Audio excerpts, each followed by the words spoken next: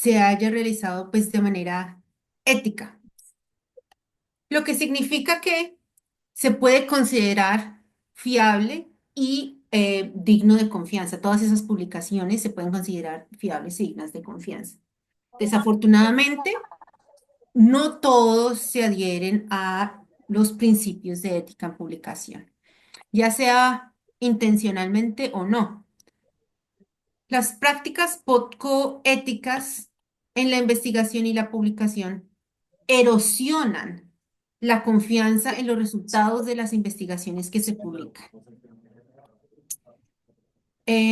Además de esto, establecen una base defectuosa. Les pido el favor que se pongan en mute a las personas que están asistiendo. Gracias. Em, Desde una perspectiva editorial, la reputación de una revista se puede dañar bastante debido a, es decir, puede ser gravemente afectada debido a éticas o mal prácticas de ética, ¿no? Entonces, hoy les voy a proporcionar una visión general de la estrategia del Sevier en cuanto a la integridad de la investigación y a la ética en publicación. Los desafíos actuales que está enfrentando la industria como tal y les voy a hablar un poquito también de la tecnología que estamos implementando y que vamos a implementar para poder desarrollar soluciones y abordar, digamos, de cierta manera estos desafíos y ayudar asimismo a nuestros editores, autores y revisores. Le- Voy ahora a compartir mi pantalla, permítanme un minuto.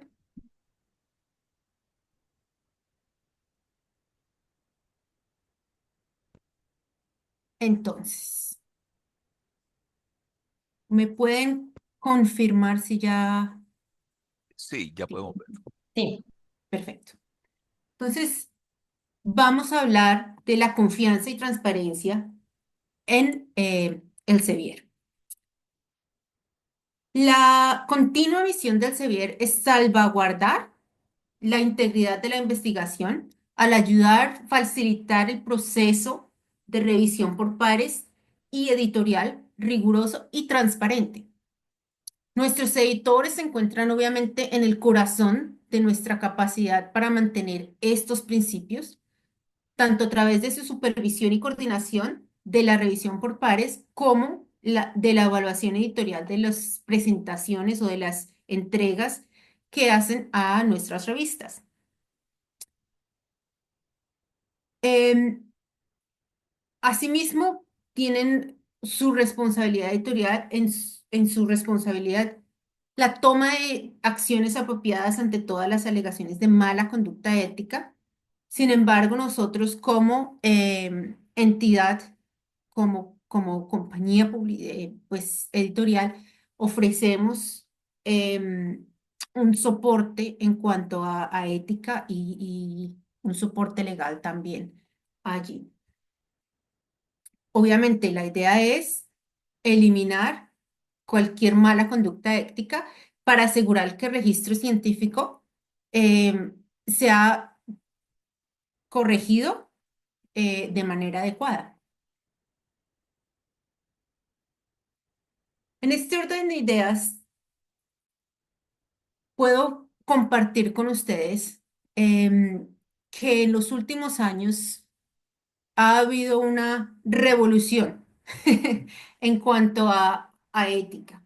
Y eh, la verdad que si comparamos, por ejemplo, en el 2023 en el Sevier, hubo 856 retracciones de artículos. En el 2024 este número se multiplicó y esperamos que en el 2025 siga aumentando significativamente. ¿A qué voy? A que a medida que las investigaciones se vuelven más complejas, ralentizan la corrección de el registro científico y no solamente genera frustración en nuestras comunidades de investigaciones científicas, pero también erosiona la confianza que los partidos, no solamente las entidades públicas que utilizan la ciencia que nosotros publicamos para generar eh,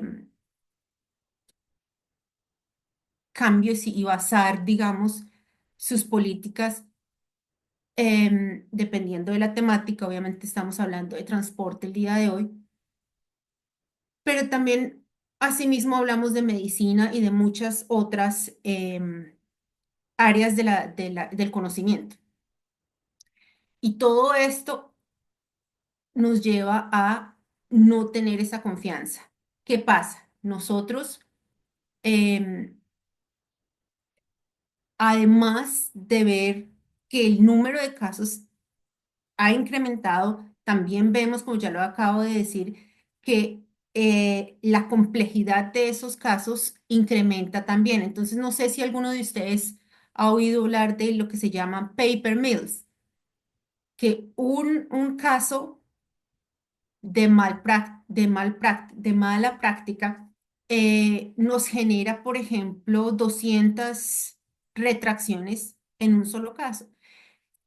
En estos casos de complejidad alta, lo que nosotros hacemos es hacer una investigación profunda y se generan o se descubren varias capas de em, malas prácticas y de formas en las cuales nuestros agentes o nuestros actores de maldad, por así llamarlos, em, se dedican a corromper esa integridad de la investigación.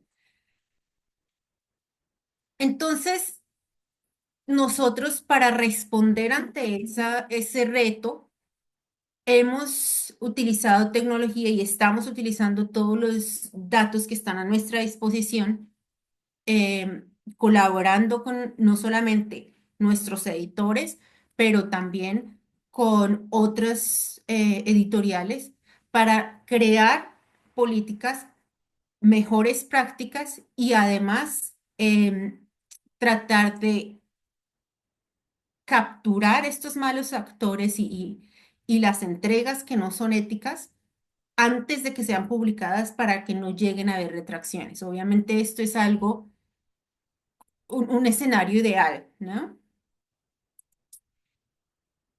Entonces, ahora, como ya les mencioné la revolución de la ética en la publicación, vamos a cambiar un poquito de tema y les voy a hablar de los desafíos recientes que estamos enfrentando. Entonces, con respecto a eso, no solamente estamos enfrentando un aumento en el número total de casos, sino también un incremento en la complejidad, como ya les había venido diciendo, que en comparación a 5 o 10 años ha sido una bomba, ¿no? Entonces, cuando comenzamos a investigar algo que parece simple, destapamos múltiples capas y situaciones relacionadas con estas alegaciones, lo cual significa un largo tiempo de investigación, eh, como el caso de la empresa Hindawi, de la cual tuvieron que cerrar, si no estoy mal, 19 revistas porque los casos de malpráctica eran bastante grandes y bastante graves. Entonces, es una escala que puede superar rápidamente el número total de retracciones emitidas el año pasado, por ejemplo. Además de estos comportamientos poco éticos, eh, no solamente ocurren a esta etapa final de investigación, en la etapa editorial, también estamos descubriendo que estas acciones intencionalmente están siendo ocultadas cada vez más por estos actores que participan de la mala conducta, inclusive antes de hacer las entregas a nuestras revistas. Es decir, por ejemplo, han fabricado o manipulado datos. antes de hacer estas entregas. Entonces, les voy a mostrar ahora, además, me imagino que ustedes están muy bien familiarizados con cosas como el plagio, pero les voy a mostrar las 10 trampas más grandes que nosotros hemos reconocido y cómo evitarlas, ¿no? Entonces, sin más preámbulos, vámonos a la número 10 que eh, básicamente es cuando no se incluye documentación necesaria. ¿Qué pasa? Puede, por ejemplo, haber acuerdos de investigación que sean necesarios, como el consentimiento de pacientes o participantes, no necesariamente tienen que ser pacientes, ya sea para el estudio o para la publicación de resultados, protocolos o materiales o cosas como esta. También hablamos de autoría. Entonces, es posible que el orden de la autoría no esté correcto o que se cambie en algún momento o que no todos los autores, por ejemplo, estén de acuerdo con la entrega de ese manuscrito o que haya conflicto de intereses, cosas como estas. También, por ejemplo, y algo que es muy fácil de resolver antes de ir a hacer la entrega a una revista, vemos permisos de derechos de autor, sobre todo de figuras, pero pues también de tablas. Y adicionalmente, vemos que hay ciertos errores que pasan en la revisión por pares. Es decir, por ejemplo, cuando hacemos una entrega a una revista que es doble ciega, no se hace la anonimización de los documentos correctamente. Y al enviar estos documentos al revisor, el revisor puede darse cuenta de quién es el autor, lo cual no es indicado. Como siempre, es importante consultar la guía para autores para revisar los requisitos específicos de las revistas.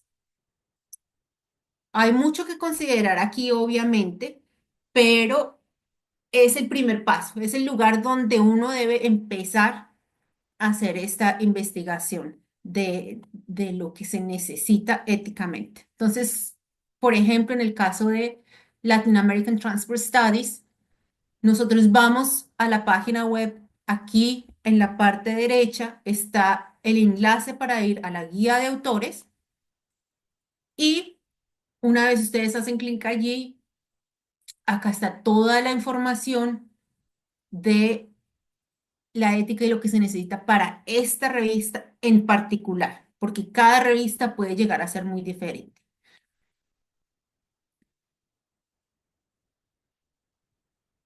Am, Algunos de ustedes puede que hayan oído hablar de la red Equator. Es un grupo de expertos de campo que se han unido para definir el conjunto mínimo de información que cada grupo necesita proporcionar para llevar a cabo y publicar un tipo de artículo de estudio.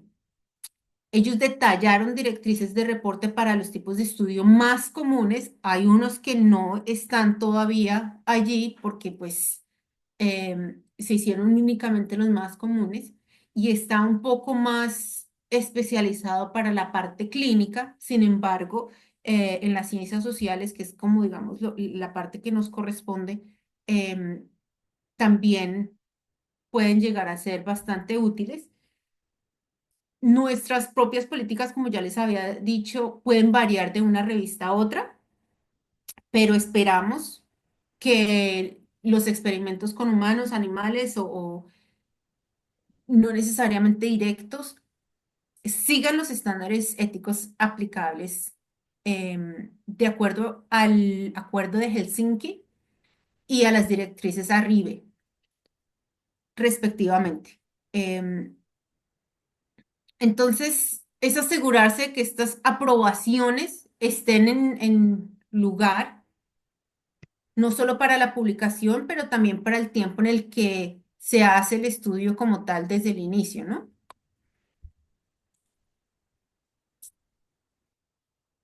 Junto con las declaraciones éticas, las personas también pueden cometer errores al hacer declaraciones apropiadas sobre conflictos de interés.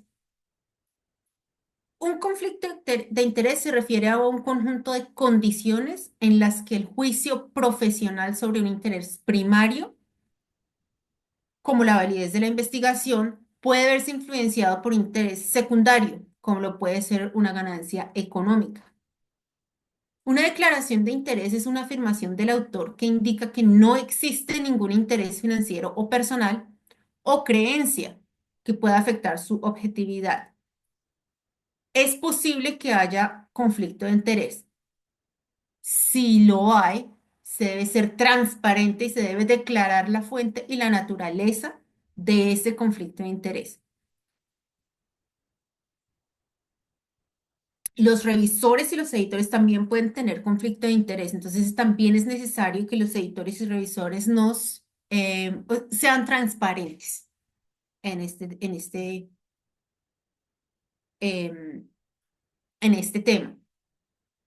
Esto no quiere decir que no se pueda publicar porque hay un conflicto de interés. De hecho, el 99% de los casos, claro que se puede publicar.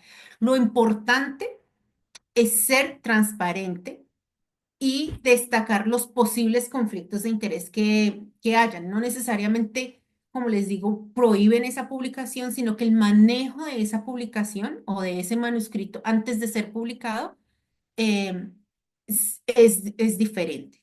Simplemente la revista se encarga de o se asegura de que no haya conflicto de interés.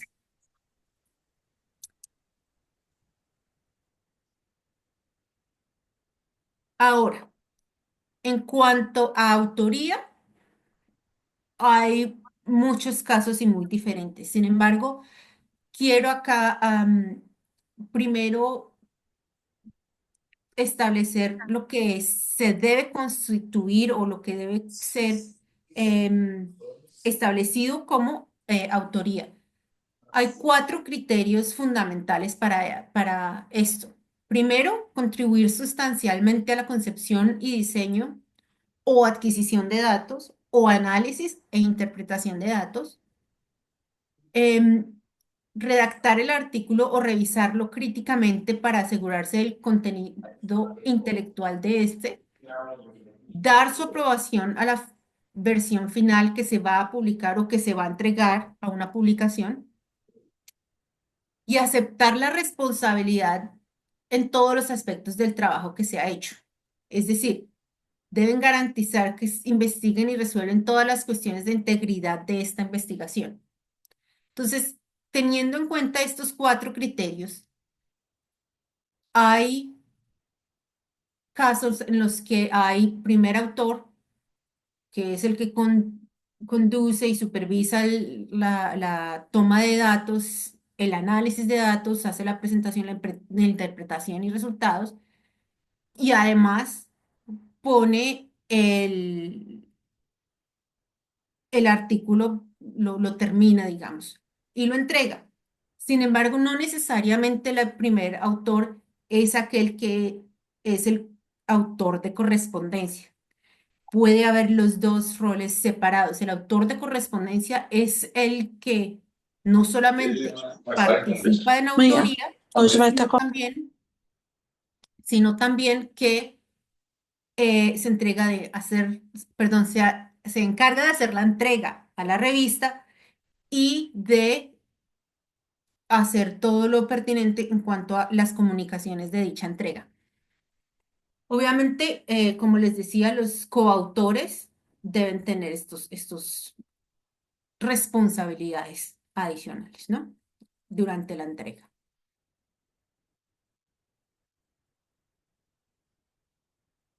Incluir a personas como autores que no cumplen con los criterios que acabo de describir o los criterios básicos de autoría Es una violación de la política de ética. Alguien no debe ser incluido solamente porque aprobó la versión final del manuscrito o porque es mi amigo o es mi compañero. Todo este tipo de inclusiones son una práctica errónea de ética. Si la autoría, o bueno, adicionalmente la autoría jamás debe ser comprada, ¿no?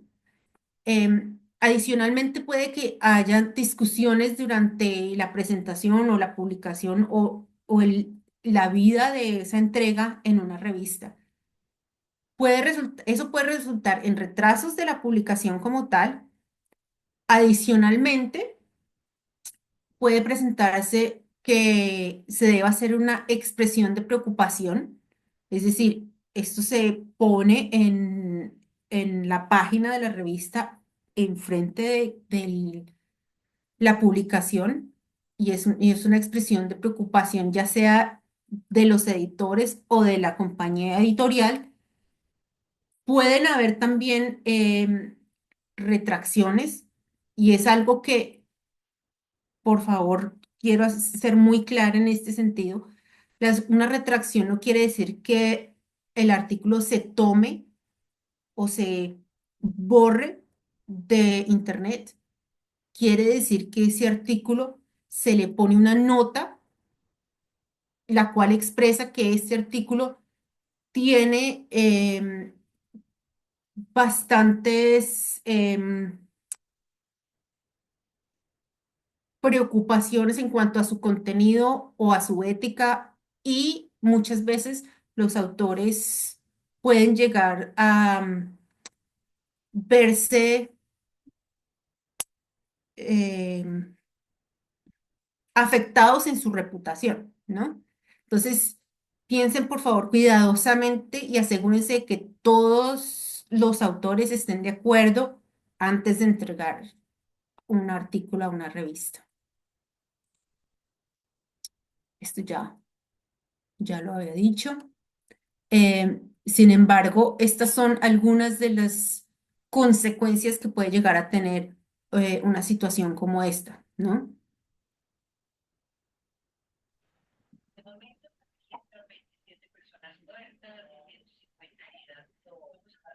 Ahora, esto es algo relativamente nuevo. Lo que yo llamo la trampa número 7 es el cumplimiento de las políticas relacionadas con inteligencia artificial.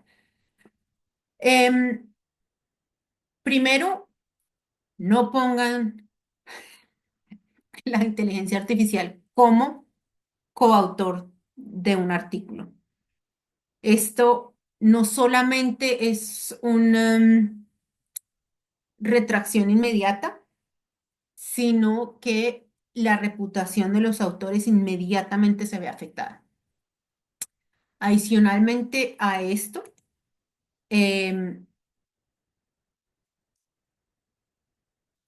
les voy a mencionar nuestras políticas en cuanto a este tema. Entonces, tenemos estos dos primeros pilares, el uso responsable y la protección de los derechos del autor. Han impulsado en una gran medida las políticas actuales. Los autores pueden utilizar inteligencia artificial generativa para mejorar, únicamente para mejorar la legibilidad y el lenguaje de su manuscrito, pero deben ser nuevamente transparentes. Transparente es el mejor eh, método para todo este tipo de cuestiones éticas, la transparencia. Em, entonces deben divulgar el uso de esa inteligencia artificial. Em, Adicionalmente deben aplicar una supervisión humana, es decir, después de que ustedes colocan su artículo en ChatGPT o el programa que sea, revísenlo, no solamente porque muchas veces estos programas incluyen cosas que no son ciertas, que no son realmente lo que quiere decirle al autor.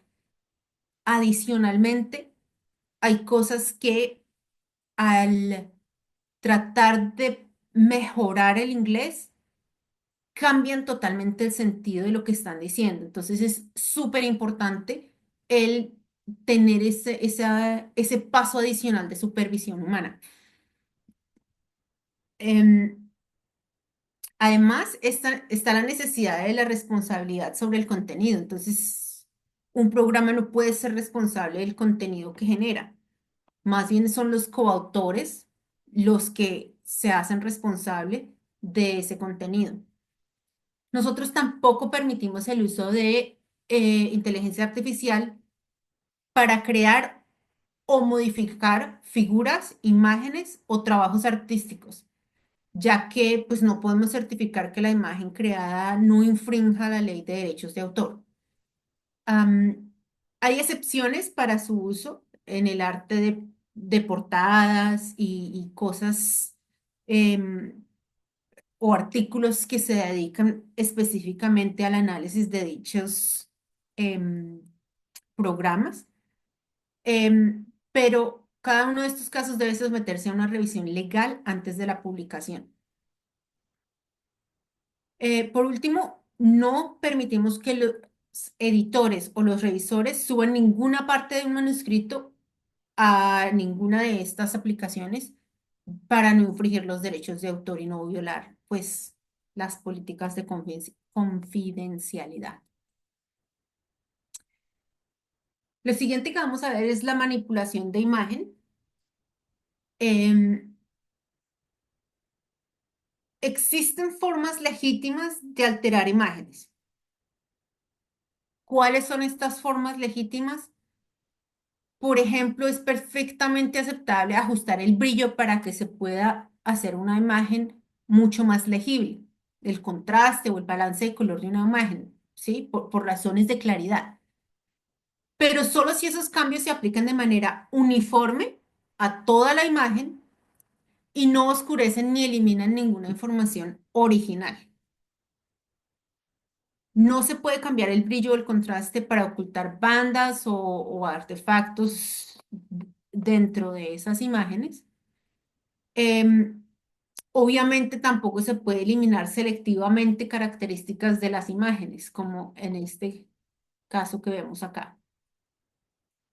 Em, Además, utilizamos herramientas de forense, y así se llaman, de forense de imágenes, para identificar estas irregularidades. Es decir, esto es algo que ya está integrado en nuestros sistemas y lo estamos identificando.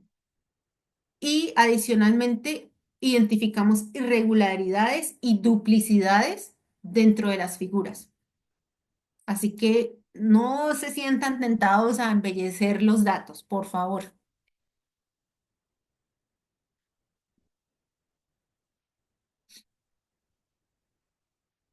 En este orden de ideas y en esta cuenta regresiva, sigamos con el número 5. Y puede llegar a estar un poco relacionado con la inteligencia artificial aún todavía. No se puede utilizar la inteligencia artificial para generar o fabricar resultados así como no se puede utilizar para las imágenes. La manipulación de datos puede abarcar desde alterar grupos de datos en Excel para sesgar los resultados hacia desenlaces más favorables para mi hipótesis, hasta falsificar barras de error y análisis estadísticos, ¿no?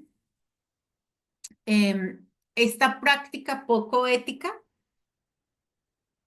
nuevamente erosiona la integridad de la investigación científica y puede tener consecuencias bastante negativas tanto para la comunidad científica en total o como conglomerado, como para la sociedad en general y para los individuos o los investigadores como tal.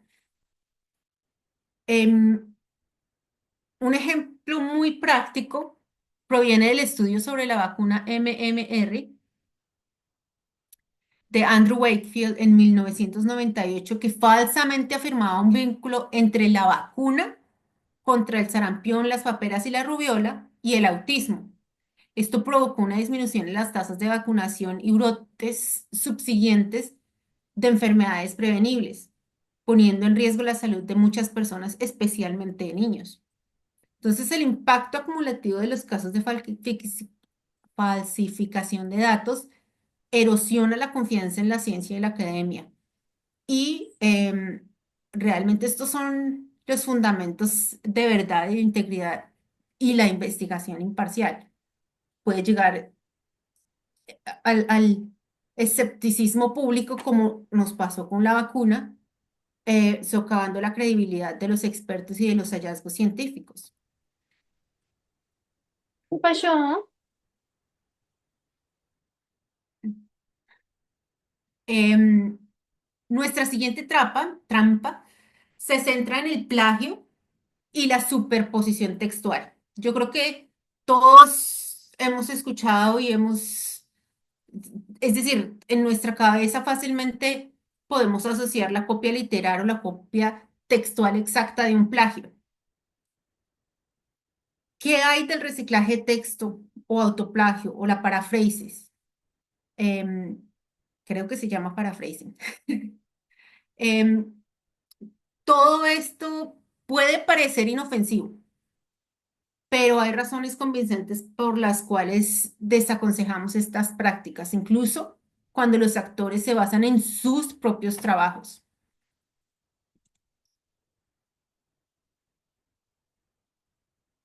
Entonces, como les decía, ya todos tenemos un poco em,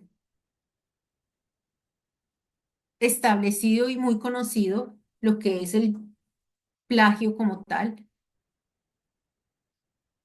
El autoplagio es algo que es común y que con la evolución que está pasando en ética es algo que se está criticando y se está tratando de erradicar. Esto no significa que no podamos continuar con,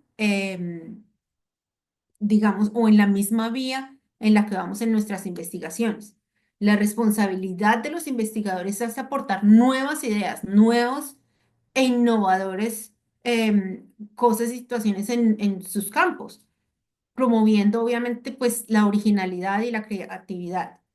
Reutilizar contenidos sin agregar nuevas dimensiones prácticamente reduce el impacto de ese trabajo y como les digo puede llegar a ser una práctica errónea en cuanto a ética. Em, Asimismo, las citas incorrectas de contenido reutilizado, es decir, nuevamente, el contenido que ya existe, que ya está ahí, que puede llegar a ser decir lo mismo en otras palabras, ¿no? Tiene que de todas formas ser correctamente citado para que no caiga en esta categoría de malpráctica en cuanto a la integridad. Al evaluar el plagio sospechoso, entran en juego dos factores clave. Número uno, el autor reconoció el trabajo previo. Número dos, la superposición es sustancial, es decir, se hace juicio sobre la calidad y la cantidad que se parafrasea. Em, en Elsevier, nosotros tenemos una herramienta similar a la Turnitin, utilizada en el ámbito académico. No sé si alguno de ustedes conoce Turnitin, pero pues espero que hayan escuchado también de Authenticate. Todas las entregas, todos los manuscritos que llegan a las revistas del Elsevier pasan automáticamente por este proceso, por esta herramienta. Esta herramienta que hace, analiza todos los textos y nos da un porcentaje de similitud, no solamente en cuanto a cantidad, sino también a contenido. Los revisores, perdón, los editores revisan este informe de similitud y comparan el texto dependiendo de dónde, cantidad y demás, porque hay momentos en los que hay cuatro palabras todas unidas y es el término como tal que no puede ser cambiado porque así se llama el método o eh, el tema como tal. Entonces los editores van y verifican exactamente las fuentes y la coincidencia y la superposición en cuanto, como les decía, en cuanto a cantidad y a calidad.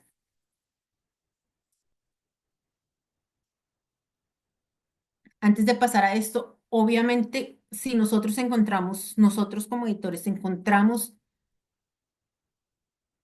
bastante plagio en cualquiera de sus categorías, nosotros rechazamos inmediatamente ese manuscrito.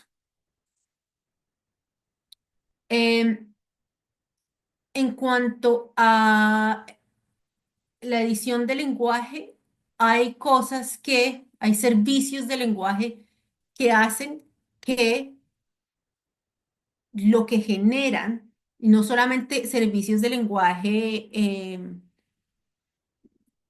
digamos, instituciones o grupos de personas, pero también programas de inteligencia artificial que generan los mismos, las mismas frases, los mismos grupos de frases. Esto también se reconoce o se puede llegar a ver como plagio. Entonces, nuevamente, reitero, es importante que haya una versión, una em, revisión desde una parte humana, de una persona por detrás de esto, ¿no? Los manuscritos que presentan la misma investigación no deben ser publicados en más de una revista. Por lo tanto, no deben ser entregados a más de una revista. Nosotros tenemos nuevamente tecnología que le dice a nuestros editores, están en dos, tres, cuatro, cinco revistas.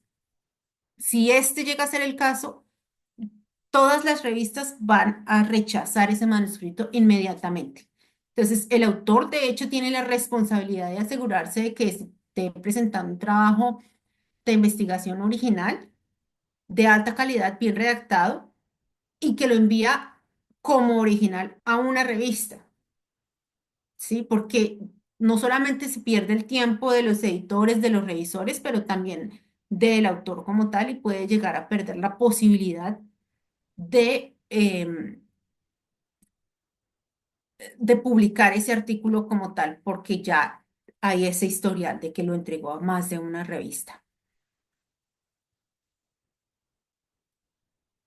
Entonces, ¿se ahorra tiempo? No, no se ahorra tiempo. Y em, hay momentos en los cuales artículos se hacen,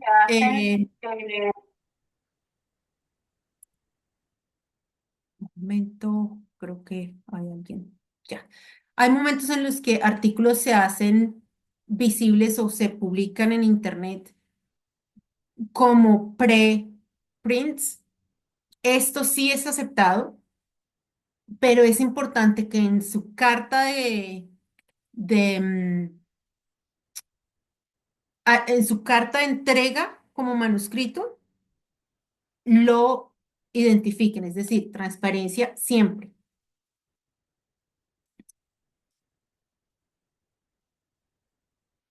Vamos a hablar ahora de la manipulación de citas. Acá tenemos un, una carta de eh, un editor a un autor con la revisión o con lo que un revisor está sugiriendo. En este caso, hay cuatro cosas que están o que se identificarían como manipulación de citas. Vamos a verlas. La primera, el revisor le está dando un listado de referencias directas al autor. Esto no es permitido. Un revisor puede decir si le hace falta literatura en X o Z área, pero no citaciones directas, especialmente si esas citaciones son del revisor como tal.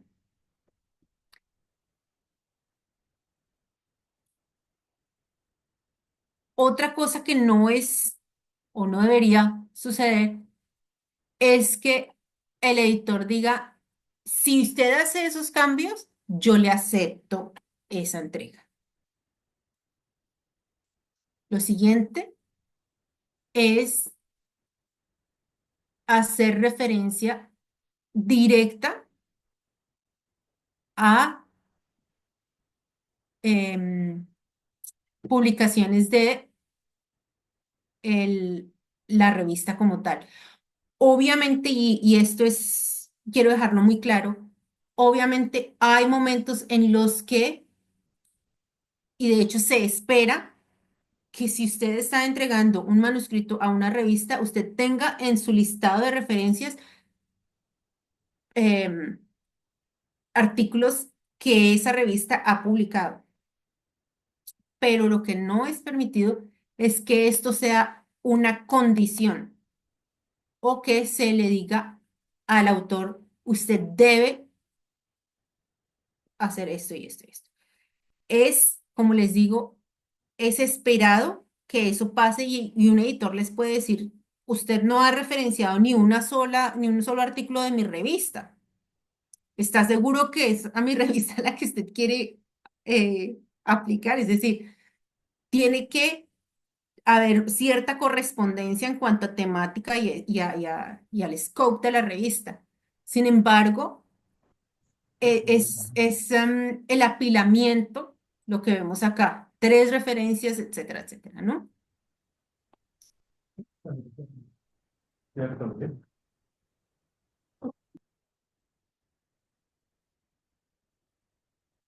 Entonces, para que quede claro, no estamos diciendo que no puede hacer referencias a su propio trabajo, no estamos diciendo que pueden añadir, que no pueden añadir referencias que hayan olvidado en un momento y después en una revisión sean incluidas, o que el revisor,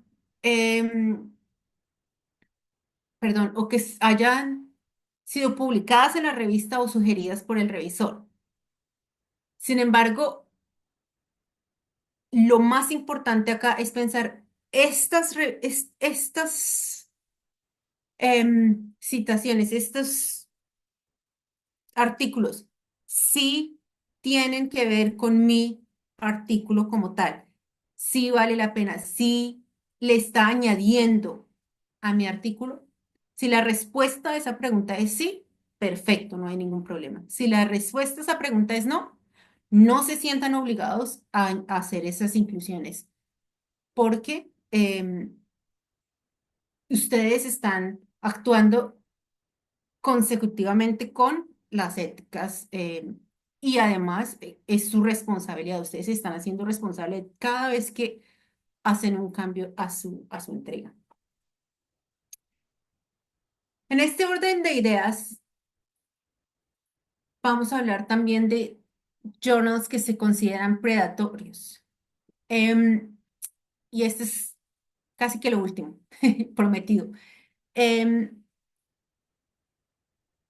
Cosas para tener en cuenta, el sitio web de la revista que tiene información errónea, engañosa o una falsa indexación, falsas métricas que ni siquiera, por ejemplo, tienen número ISSN o el nombre de la revista es el mismo o fácilmente confundible con otra revista. Em, no se menciona el proceso de revisión por pares. No hay editorial team o consejo editorial, o le faltan nombres, o los nombres están incompletos, o las afiliaciones no están allí.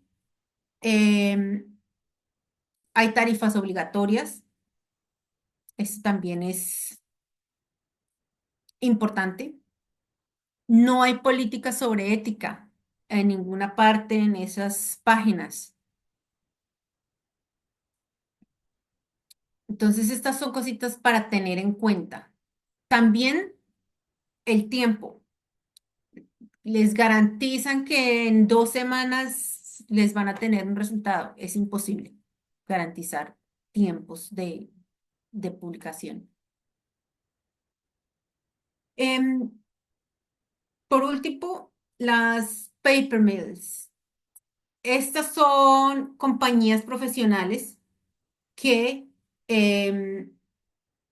se ofrecen o ofrecen servicios a los autores para que em, ellos sean los que hacen las entregas, ellos sean los que hagan de autor de correspondencia y no solamente engañan de cierta manera a esos autores, sino que también em, hay varios sistemas en los que em, utilizando social media, utilizando creación de redes de investigadores y demás, hacen que los artículos sí sean aceptados en una revista, em, pero pues obviamente esto se hace de manera no ética, de una manera fabricada y después de 1 o 2 años esos artículos terminan siendo retractados, ¿no?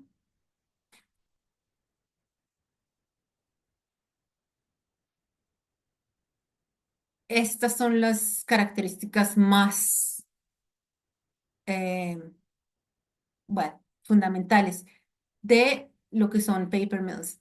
Describen investigaciones que nunca han pasado, eh, venden autoría o fabrican autoría, em, y además hacen lo que les decía, fabrican una asociación de editores, de revisores, es decir, es toda una red de investigadores para poder hacer que estos em, artículos pasen y sean aceptados.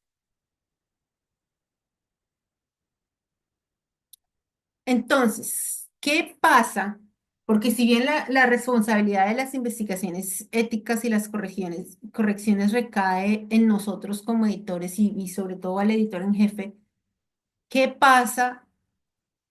¿Cuáles son las consecuencias y cómo se corrige em, se me olvidó, se me olvidó el nombre, Eh, el récord. Entonces, hay varias cosas dependiendo de la gravedad de los comportamientos no éticos. Lo más simple es que se coloque una expresión eh, por Dios, perdón, em,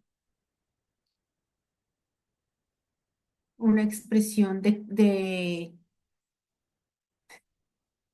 concern.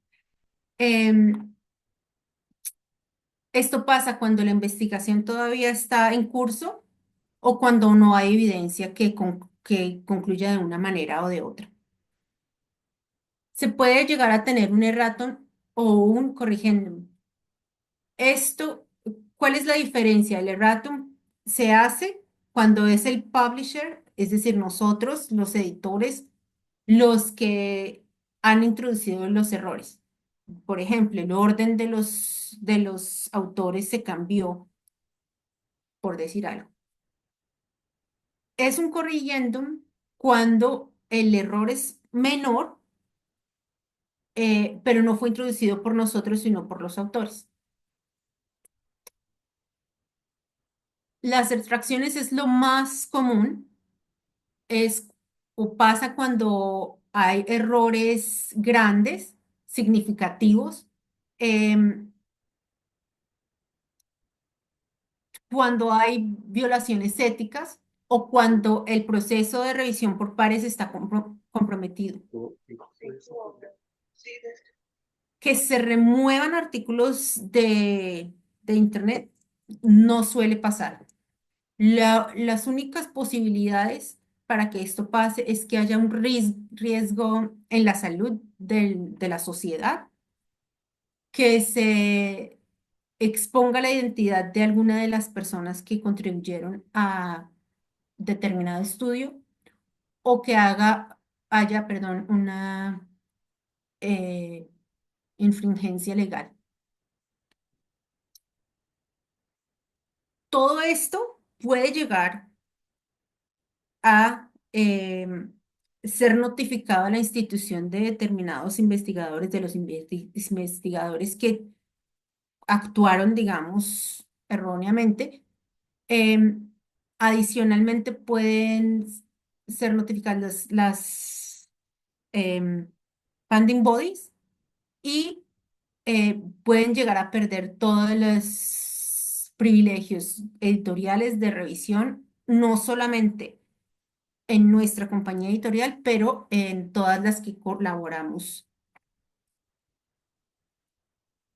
o que estamos unidos. En el Sevier estamos desarrollando nuestras propias plataformas de investigación interna. Estas investigaciones tienen tres pilares: la- las señales en el proceso editorial, las señales de los manuscritos como tal. Esto es, por ejemplo, lo que les decía de Authenticate, la manipulación de imágenes, pero también señales de las redes de investigadores que se conocen y que puede llegar a contribuir a, eh, em, puede llegar a contribuir a la integridad o dañar la integridad, no solamente del autor, sino de las referencias o editorial, conflictos de interés, básicamente. Estos sistemas pueden analizar alrededor de 7.500 artículos en una hora.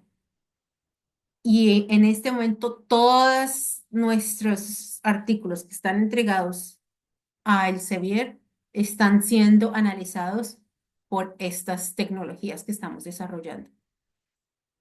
Entonces, como resultado, podemos centrarnos en las señales clave de manipulación y con el sólido apoyo presupuestario de nuestro equipo, estamos trabajando para traducir esta tecnología y utilizarla para revisar proactivamente los manuscritos, cosa de que no lleguen a ser publicados y no haya que retractar dichos artículos.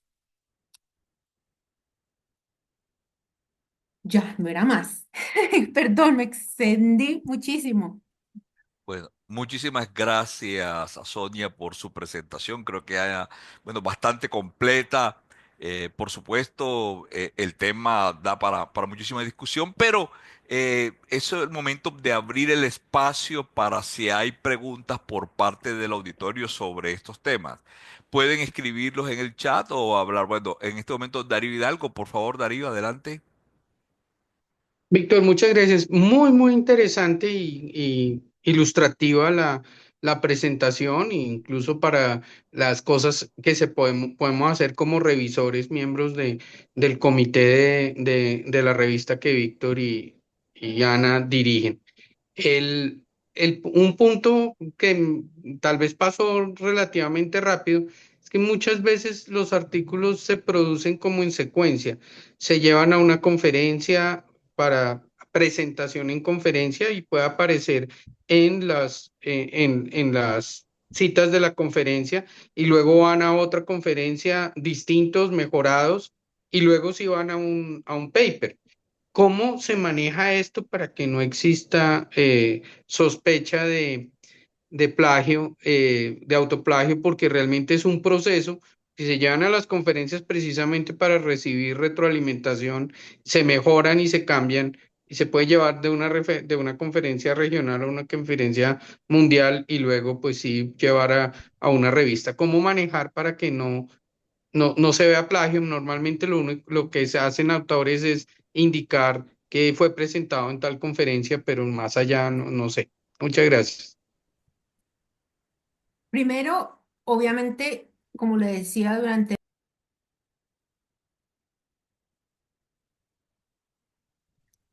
ya, perdón, estaba en mute. Primero, como le decía en la presentación, lo fundamental es la transparencia. Si en tu carta de presentación del artículo tú escribes, fue presentado en X y Y conferencia, eso le da no solamente las herramientas a los editores, pero también a al equipo ético para decir, esto fue algo que se presentó, por ejemplo, en forma de abstract o que se encuentre, digamos, ese abstract en el Internet, pero esta es una versión mejorada, ¿sí? Esto es lo que nosotros buscamos y esto es definitivamente permitido. También hay versiones, por ejemplo, que se llaman o se les llama versiones de trabajo, que se hacen prepublicaciones de esas versiones de trabajo. Normalmente estas publicaciones se hacen o se cuelgan en páginas de la universidad o locales, ¿no? Entonces, a pesar de que sí se encuentran, digamos, en nuestro sistema Authenticate, esto lo va a mostrar como una red flag, ¿sí? Como un warning. Los editores son los que realmente toman la decisión final de decir, ah, no, es que este era un trabajo em, que era, estaba en proceso, esta es la versión final, la que nos han entregado a nosotros en la revista y puede pasar. Muchísimas gracias. ¿Hay alguna otra pregunta por parte del auditorio? ¿Alguien que la puede escribir por el chat o levantar la mano y hacer la pregunta? Bueno, entre tanto, Sonia, yo tenía una pregunta muy específica, ¿no? Es referente, bueno, tú mencionaste algo del orden de los autores. Quizás, sobre todo para muchos de los jóvenes que están acá, ¿hay alguna recomendación en cuanto, también ligada con los principios de ética y de autoría sobre cómo debe ser ese orden de la presentación? Más allá de que sabemos que hay un autor principal que es quizá el mayor responsable, pero ¿hay algún tipo de recomendación respecto a los órdenes subsiguientes en la presentación del artículo? Sí, sí la hay. Y hay hay una herramienta de Elsevier que ayuda a guiar a nuestros autores a través de como de ese proceso. Se llama Declaration Tour, me parece. Yo les envío el enlace. Em, pero es básicamente tener en cuenta esos cuatro principios que yo mencioné y que tanto han aportado. Ahora bien, es importante clarificar que cualquier de los autores puede ser el autor de correspondencia. Especialmente si el autor de correspondencia hace parte de un país que se considera low income. ¿Por qué? Porque esto da beneficios económicos a ese artículo de llegar a ser publicado, ¿no? Especialmente en revistas de acceso abierto. Pero a la hora de la verdad, lo más importante realmente es el primer autor y el autor de correspondencia. Son los que más, digamos, se tienen que pensar, ¿no? Muchas gracias. ¿Alguna otra consulta por parte del auditorio? Pueden escribirlo, o pueden levantar la mano.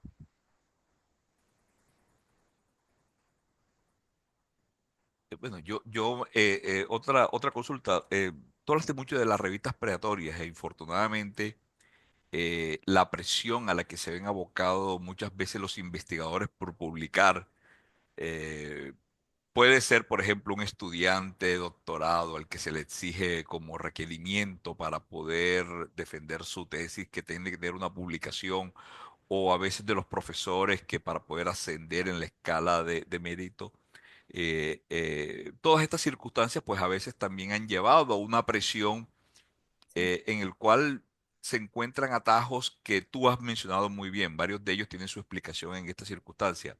Pero en general las revistas predatorias que han sido, yo creo que un fenómeno, sobre todo en los últimos 5, 6, 7 años, que tienen las características que tú mencionabas, pero una que me llama la atención es esa garantía que dan que en un mes ya está publicado, en 15 días. De hecho, yo me sorprendo cuando veo un artículo en el thread que le sigue que fue enviado el primero y ya el 26, 27 ya aparece publicado. Es decir, por tu experiencia, eh, ¿consideras definitivamente infactible que una revista pueda otorgar esos o garantizar esos plazos tan cortos en una publicación científica de alta calidad, quiero decir? Depende del área y del tipo de artículo, porque hay artículos que son extenuantes, que necesitan bastante tiempo en cuanto a revisión. Em, hay sectores como el de medicina que las revisiones se hacen muchísimo más rápido. Además, existen muchos más revisores disponibles, digámoslo así. La cantidad de revisores a los cuales el editor puede ir y preguntar y decirle, por favor, me revisa este artículo, es muchísimo más grande. No en todas, obviamente, las áreas de medicina, pero pues es mucho más amplia. En en transporte y digamos, en la temática que nos reúne el día de hoy, yo diría que es bastante infactible, no factible, porque primero nosotros necesitamos por lo menos dos revisores que nos digan que sí y que nos envíen esa revisión. ¿Esto qué quiere decir? Que necesitamos que una persona nos diga sí primero. Eso se demora más o menos una semana, como mínimo una semana, y que nos envíe esa revisión y eso se demora más o menos 28 días. Si lo hacemos todo a tiempo y súper rápido, ¿qué quiere decir esto? Que estamos hablando de más o menos 5 semanas como mínimo, es lo más rápido que podemos tener una revisión. Necesitamos dos. Entonces, digamos que por un milagro del Señor, tuvimos las dos revisiones en esas 5 semanas. Necesitamos mandar eso al autor. Es decir, normalmente hay dos ciclos de revisiones. Pueda que sean 3, 4, 5 ciclos de revisiones. Entonces, cada ciclo nos da como mínimo 5 semanas de revisores y lo que se demora el autor en hacer esas revisiones. Estamos hablando de por lo menos 10 semanas, sin tener en cuenta que el autor se demoró o que no. Estamos diciendo el autor recibió y entregó ese mismo día. Entonces, en ese orden de ideas, estamos hablando ya de 2, 3 meses. ¿Qué pasa? Esto es un escenario totalmente ideal. Nosotros tenemos que eh, invitar más o menos 6, 7 revisores por manuscrito. Tenemos que esperar a que esos revisores nos digan que no o que pase cierto tiempo, que lapse esa invitación para poder invitar al siguiente, porque no es posible invitar más de 2 personas o no se debería invitar más de 2 personas porque necesitamos 2. Em, entonces, todo estas situaciones, además de que dependemos de que los revisores nos entreguen las cosas a tiempo, que también es algo que a veces sucede, a veces no sucede. Entonces, hay toda una serie de situaciones que nosotros no podemos controlar desde la revista y que una a una van añadiendo tiempo. Lo que puedo decir en cuanto a lo que yo veo de todas las revistas de transporte es que la media de tiempo son 6 meses para un artículo en transporte. Muchísimas gracias. Bueno, podríamos continuar, pero queremos también ser respetuosos con el término. Muchas gracias, Sonia, por la presentación, por los elementos que hoy nos han brindado, que pues serán de mucha ayuda para todos quienes estuvimos y quienes después vean el video de esta presentación a través de nuestra página web. Entonces, nuestra segunda presentadora es Ana Margarita Larrañaga. Bueno, Ana es mi coequipera como coeditora de Latin American Transport Studies. Es profesora de la Universidad Federal de Río Grande do Sul en Brasil. Y va a ser una presentación sobre lo que han sido estos 2 años y las perspectivas, por supuesto, del Latin American Transport Study. Entonces, Ana, es tuyo el auditorio. Muchas gracias, Víctor. Voy a compartir aquí. ¿Están viendo la pantalla? Sí, perfecto. Entonces, buenas tardes a todos. Es un placer estar aquí junto con ustedes, con Víctor y con Sonia, que Sonia es nuestra editora responsable por parte del CEVIR, de la revista.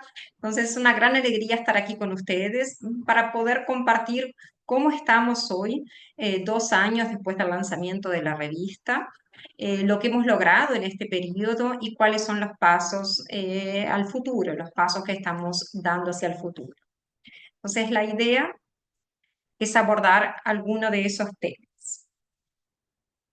Entonces, primero quisiera recordar un poco el surgimiento de LATS. LATS surgió, es un periódico internacional que es publicado por el CEVIR y que nació en colaboración con la Sociedad Panamericana de Transporte y Logística, Panam STR.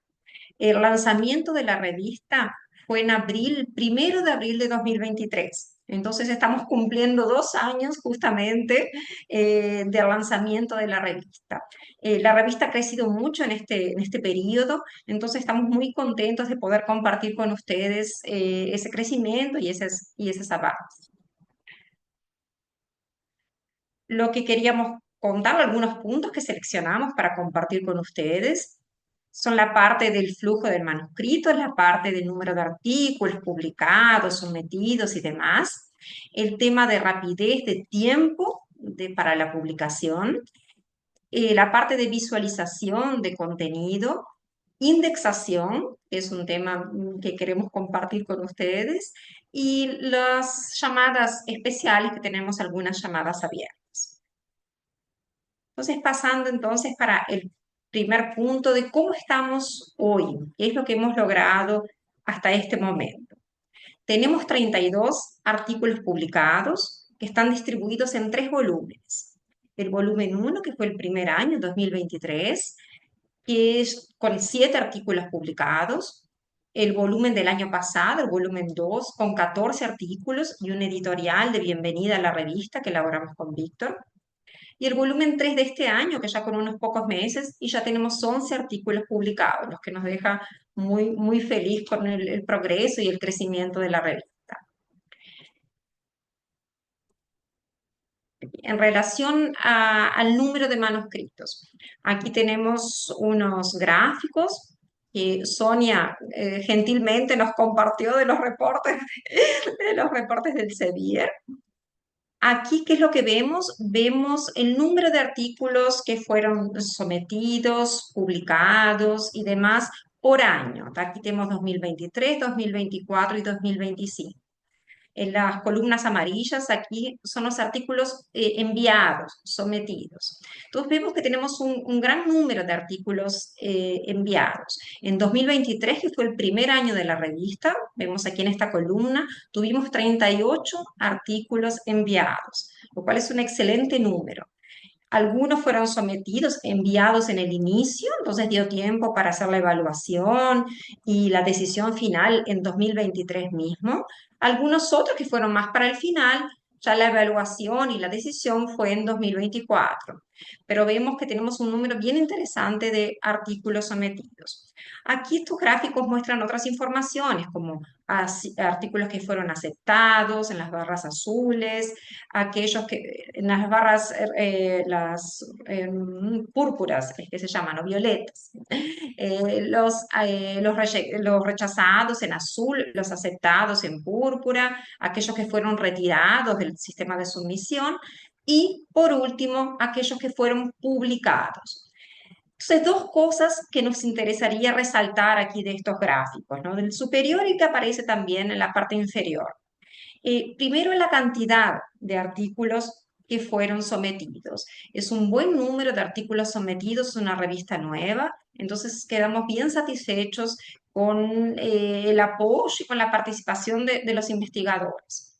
Y por otro lado, la calidad de los trabajos. Y esa calidad de los trabajos se puede ver en dos aspectos. Por un lado, acá en estas últimas columnas, estas últimas barras, que son los artículos publicados, que vemos que muchos de los artículos fueron efectivamente publicados y esa publicación va creciendo. Eso indica que muestra la calidad de los trabajos que son sometidos. Y por otro lado, la tasa de rechazo de los artículos, que es una tasa de rechazo que está aproximadamente por 40%, que si comparamos con otras revistas del área, es una tasa baja. Algunas revistas están con 80-90% de rechazo. Y esa baja tasa se debe a la calidad en sí de los trabajos. No es debido a la revisión, ni mucho menos, por el contrario.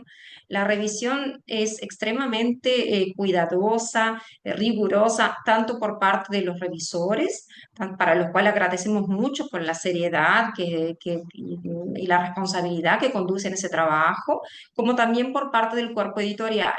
Entonces, todo eso para garantir una calidad científica del trabajo que estamos publicando en la revista.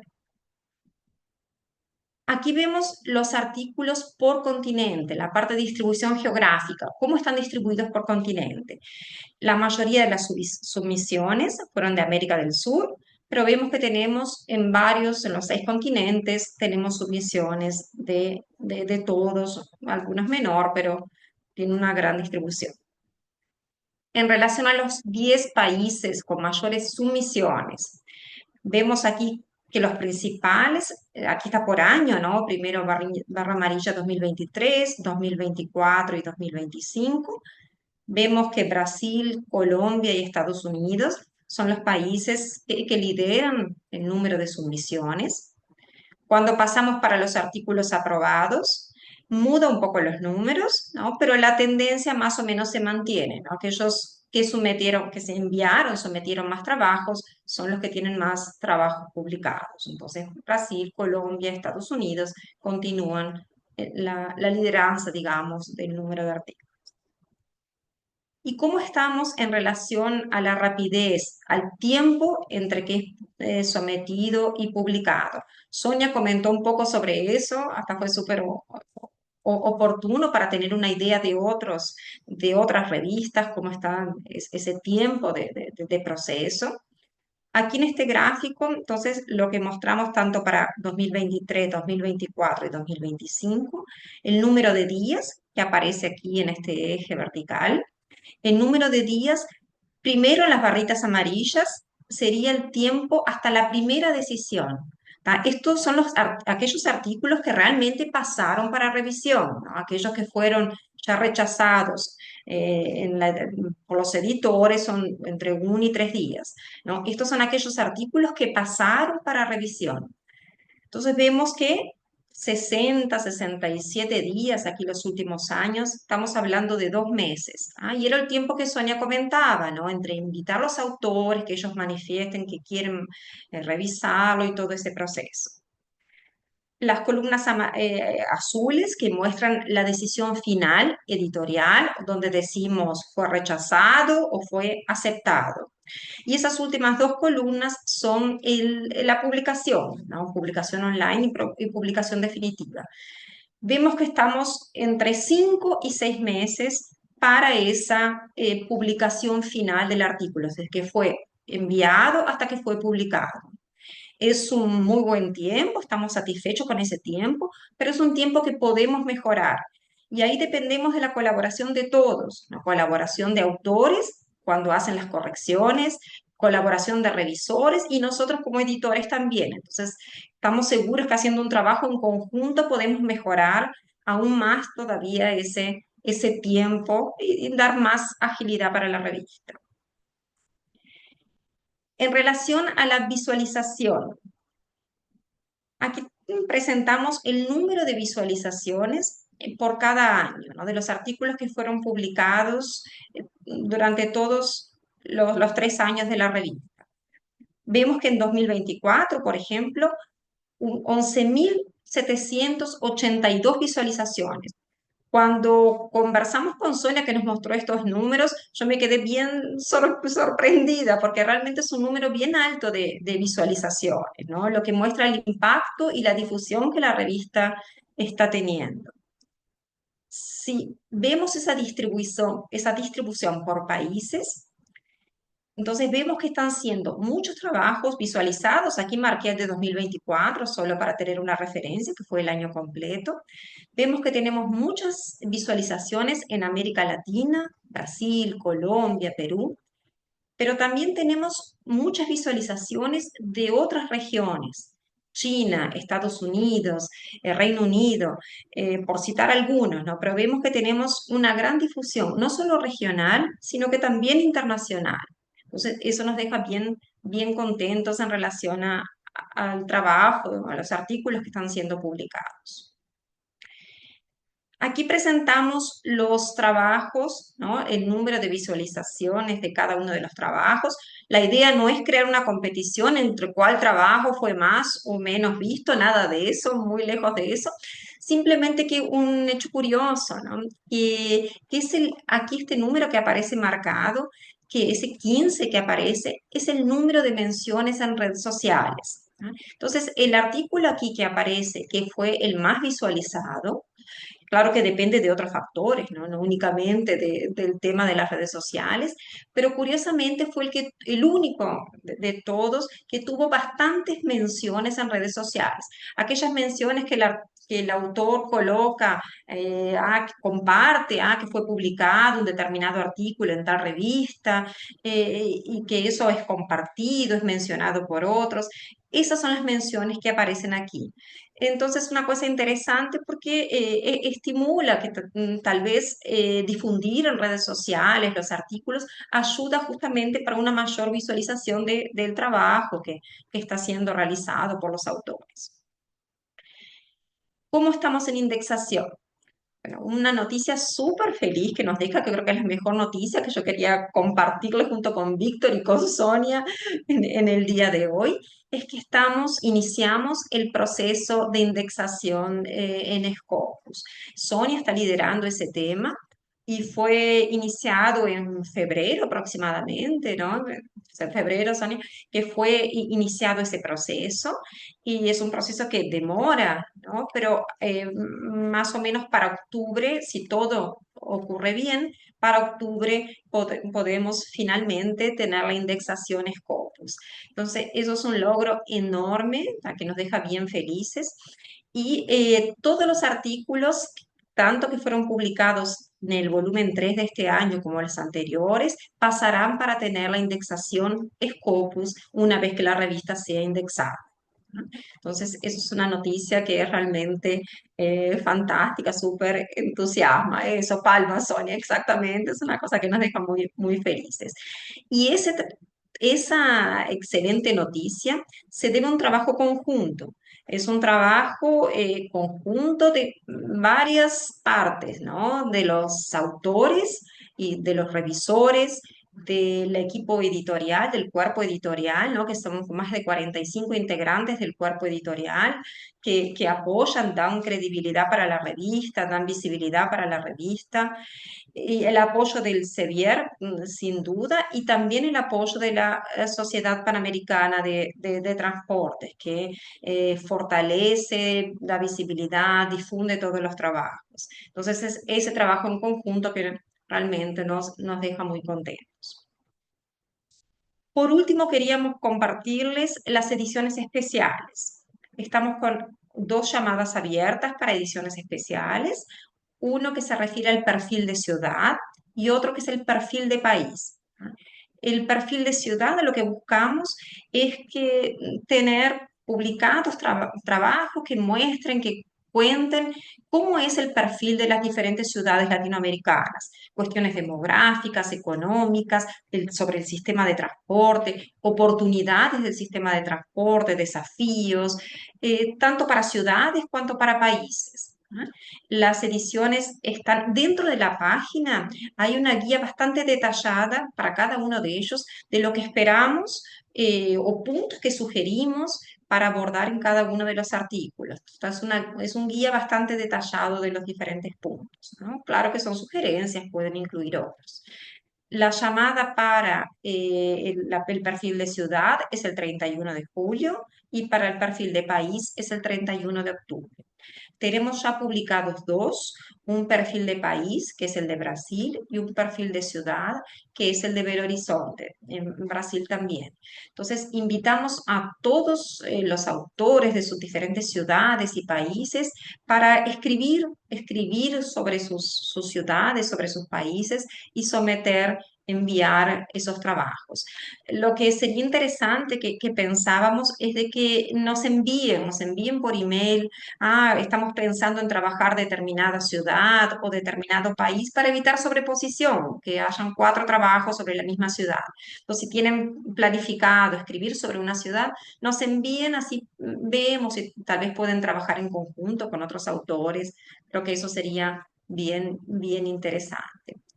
Entonces, eso era lo que queríamos contarles. Queremos agradecerles mucho por estar aquí, agradecer por todo el apoyo con la revista, de toda la comunidad, ¿no? Autores, editores, apoyadores, colaboradores, todo el grupo que viene apoyando y que continúen apoyando para ayudar a difundir todo el excelente trabajo que se está realizando aquí en la región. Entonces, muchas gracias a todos y quedo abierta para preguntas y paso también la palabra para Víctor y para Sonia si quieren colaborar, comentar algo y contribuir de lo que he comentado, algo que me ha faltado. Entonces, queden para, para colaborar y para contar algo más sobre los puntos. Muchas gracias. Gracias, Ana Margarita. Creo que lo has dicho todo. Estamos muy contentos con este proyecto que en sus etapas iniciales sabemos que siempre enfrenta escollos, una nueva revista que todavía no está indexada, pero el trabajo está rindiendo frutos y hoy nos sentimos muy felices de poder compartir estas buenas noticias. Entonces, abrimos sesión de preguntas. Tenemos unos cuantos minutos antes de finalizar con nuestra webinar del día de hoy. Entonces, abierto para que alguien del auditorio si quiere expresar alguna consulta o compartir algo. Bueno, Darío está preguntando cuándo esperamos que quede Scopus. Darío, tal como lo mencionó Ana, esperamos, una fecha factible sería en octubre de este año. Lo interesante es que todas las ediciones quedarían también automáticamente indexadas, así que incluso quienes publicaron el año pasado pues ya tendrían un producto Scopus que pueden utilizar, tiene pues algunas ventajas, como ustedes bien lo saben, en distintas situaciones. ¿Alguna otra consulta? Está abierto el micrófono para la audiencia.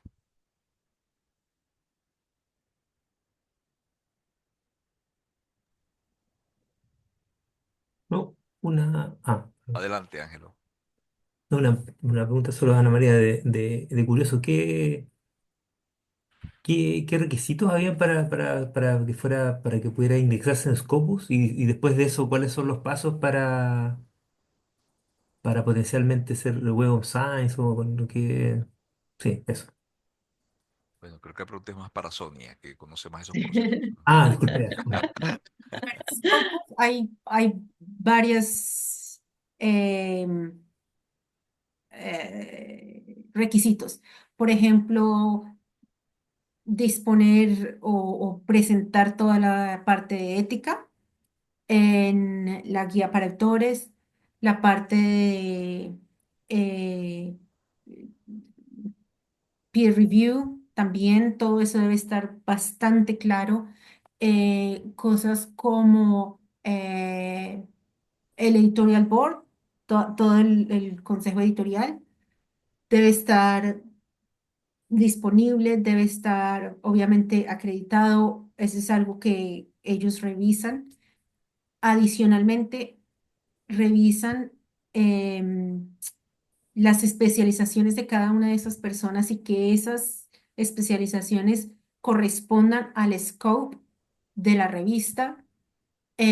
Son muchísimas cosas. Em, Adicionalmente, hay un límite mínimo en cuanto a cantidad de manuscritos publicados por año y en total. Y de la misma manera, hablamos de Clarivate, que es los que dan el impact factor.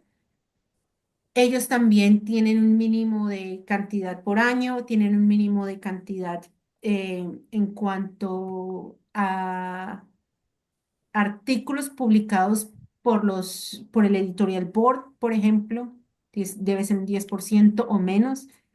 Todo este tipo de cosas, digamos que ellos lo publican en alguna parte, pero está un poco oscuro en la web. Sin embargo, pues es parte de nuestro trabajo el analizar y saber y estar al día de todos estos requerimientos. La revista no tiene todavía todos los requisitos para hacer la entrega Clarivate, pero estamos en proceso y esa es la idea. Ya. Y lo estamos haciendo muy bien. Fíjate que para Clarivate no, una revista no puede ser totalmente nueva. Tiene que tener cierta historia, por ejemplo, como mínimo creo que son 3 años. em, lo cual, por ejemplo, es un requisito que todavía no cumplimos, ¿no? Entonces, hay cositas todavía en el tintero, pero estamos muy bien y el proceso de la revista es bastante positivo, es muy, muy positivo y estamos muy contentos, sí. Muchas gracias. ¿En qué tiempo creen que alcance categoría Q? ¿Qué es categoría Q? No, ¿categoría qué? ¿Será Q1?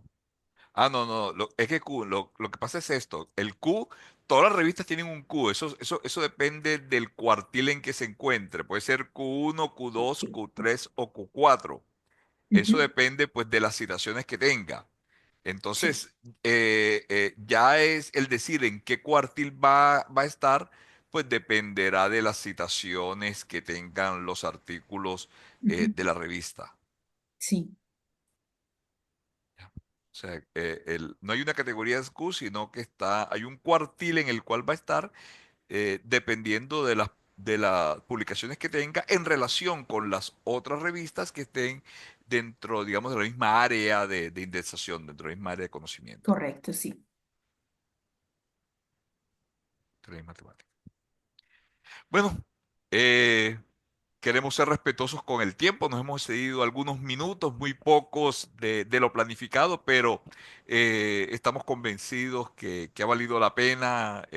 Las temáticas que se abordaron han sido de gran interés y agradecer primero a Ana Margarita, especialmente a Sonia por sus excelentes presentaciones, a todos ustedes por habernos acompañado en esta jornada y volvemos a encontrarnos en un mes en el cuarto webinar de la Sociedad Panamericana de Investigación en Transporte y Logística. Que tengan muy buena tarde.